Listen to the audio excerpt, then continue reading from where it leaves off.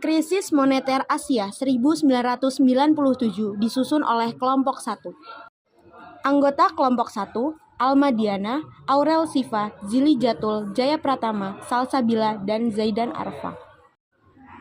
Latar belakang. Krisis Moneter Asia 1997 adalah salah satu peristiwa ekonomi terbesar yang pernah melanda Asia Tenggara, termasuk Indonesia. Berikut adalah penjelasan mengenai dampak krisis, upaya penanganan yang diambil, serta pelajaran yang dapat dipetik.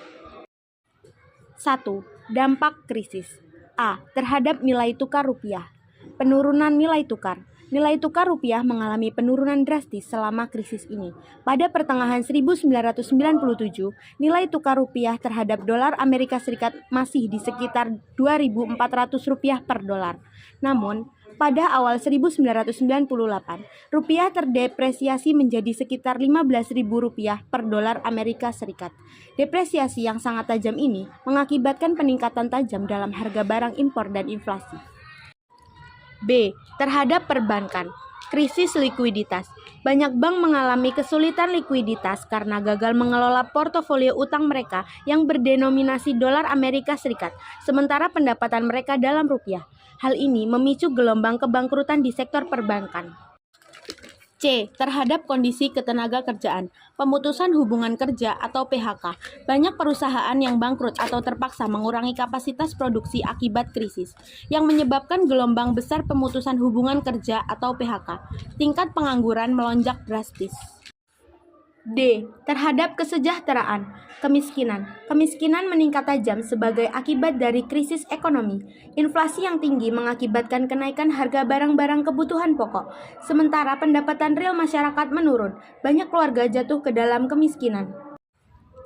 E. Terhadap stabilisasi kondisi sosial. Ketidakstabilan sosial. Krisis ekonomi memicu ketidakstabilan sosial yang parah.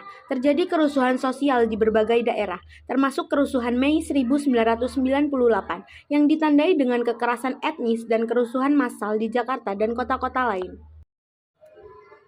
2. Upaya penanganan dari pemerintah Indonesia. Kerjasama dengan IMF, Indonesia menandatangani kesepakatan dengan Dana Moneter Internasional atau IMF untuk mendapatkan paket bantuan finansial.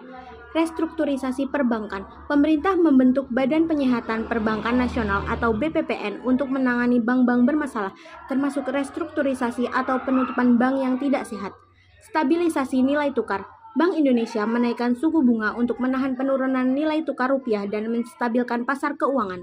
Pemerintah juga melakukan intervensi di pasar valuta asing untuk menstabilkan rupiah. Pelajaran yang dapat diambil. Pentingnya manajemen risiko dalam utang. Hati-hati dengan utang luar negeri. Krisis menunjukkan bahaya dari ketergantungan yang tinggi pada utang luar negeri, terutama yang berdenominasi dalam mata uang asing. Manajemen risiko yang lebih baik diperlukan untuk mencegah exposure yang berlebihan terhadap fluktuasi nilai tukar. B. Kebutuhan akan reformasi struktural. Pentingnya reformasi ekonomi.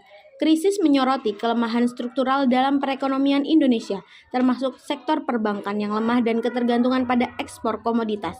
Reformasi yang berkelanjutan diperlukan untuk memperkuat dasar ekonomi dan mencegah krisis serupa di masa depan. C. Diversifikasi ekonomi, mengurangi ketergantungan pada sektor tertentu. Krisis ini mengajarkan pentingnya diversifikasi ekonomi untuk mengurangi risiko ketergantungan yang berlebihan pada satu sektor atau pasar tertentu, yang dapat membuat ekonomi rentan terhadap guncangan eksternal.